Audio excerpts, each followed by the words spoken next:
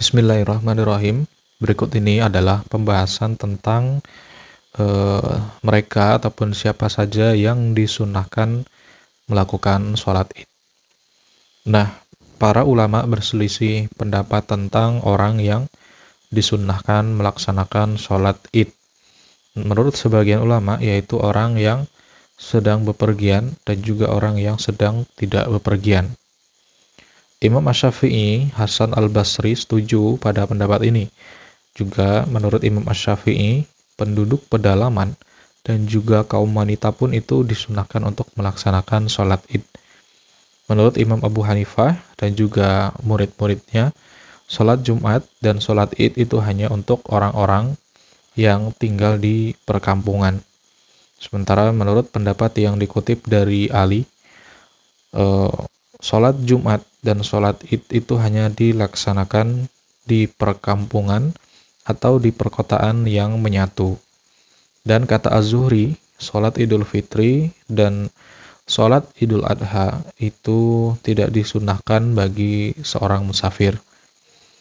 Nah, beda pendapat ulama tersebut dalam masalah ini adalah diakibatkan dari perbedaan pendapat mereka di dalam persoalan apakah sholat id itu bisa dikiaskan dengan sholat Jumat. Nah, ulama-ulama yang mengkiaskannya dengan sholat Jumat, maka yang berlaku sama dengan sholat Jumat.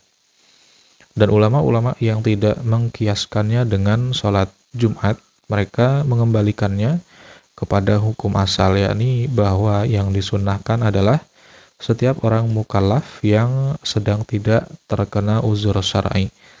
Ketentuan untuk kaum wanita yang berbeda antara sholat id dengan sholat Jumat adalah riwayat yang menyatakan annahu sallallahu alaihi wasallam amara an-nisa bil khuruj lil idain. Sesungguhnya Rasulullah itu memerintahkan kaum wanita itu untuk keluar melaksanakan sholat id. Dan beliau tidak memerintahkan mereka keluar untuk sholat Jumat. Para ulama juga berselisih pendapat tentang jarak tempat tinggal ke tempat sholat. Sama seperti perselisihan mereka soal sholat Jumat, minimal 3 mil dan maksimal jarak sejauh perjalanan selama sehari penuh. Mereka sepakat bahwa waktunya adalah sejak waktu duha sampai waktu zuhur. Para ulama berselisih pendapat tentang orang yang baru mengetahui hari raya setelah zuhur. Menurut sebagian ulama, dia tidak disunnahkan pada hari itu atau besoknya. Imam Malik, Imam Asy-Syafi'i, dan Abu Thawr mendukung pendapat ini. Sementara menurut sebagian ulama yang lain, dia harus sholat id pada hari berikutnya. Al-Auza'i, Imam Ahmad, dan Ishaq setuju terhadap pendapat yang ini. Pendapat Abu Bakar bin Al-Munzir sama seperti pendapat Al-Auza'i berdasarkan hadis dari Nabi annahu amarahum ayyuftiru fa'idha asbahu ayya'udu ila musallahum. Sesungguhnya Nabi memerintahkan mereka untuk berbuka, dan pada pagi harinya beliau memerintahkan mereka untuk kembali ke tempat sholat mereka. Nah, hadis ini diriwayatkan oleh Abu Daud dari seorang sahabat yang tidak diketahui identitasnya, tetapi diketahui orang tersebut adalah orang yang adil. Para ulama berselisih pendapat jika hari raya tiba pada hari Jumat. Apakah cukup melakukan sholat id saja tanpa sholat Jumat? Nah, menurut sebagian ulama, seseorang itu cukup melakukan sholat id saja tanpa sholat Jumat. Pada hari itu, ia hanya wajib melakukan sholat asar. Nah, pendapat ini didukung oleh Atha, Ibnu Zubair, dan Ali.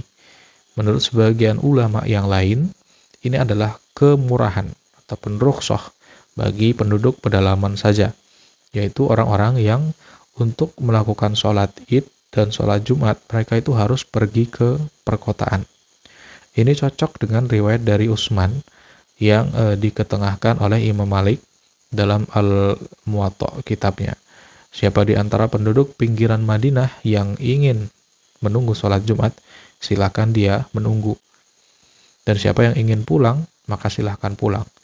Riwayat yang sama dikutip dari Umar bin Abdul Aziz dan dijadikan pedoman oleh Imam Asy-Syafi'i. Menurut Imam Malik dan Imam Abu Hanifah, jika hari raya tiba pada hari Jumat, setiap orang mukallaf itu tetap harus melaksanakan keduanya. Sunnah ia melakukan sholat id dan wajib dia melakukan sholat Jumat. Salah satu di antara keduanya tidak bisa menggantikan yang lain. Nah, inilah hukum asli kecuali ada dalil lain yang mewajibkan mengacu kepadanya.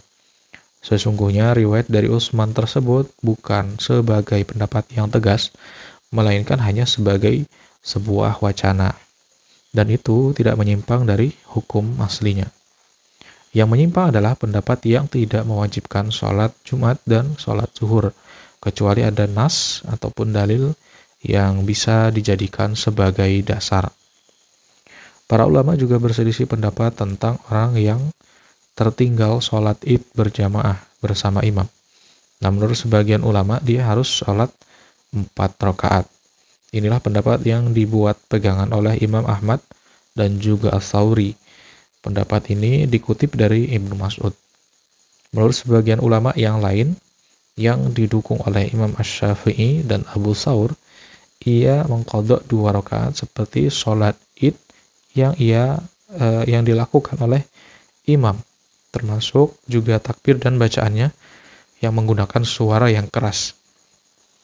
Menurut sebagian ulama yang lain lagi, dia sholat 2 rakaat saja tanpa takbir dan tanpa membaca suara yang keras.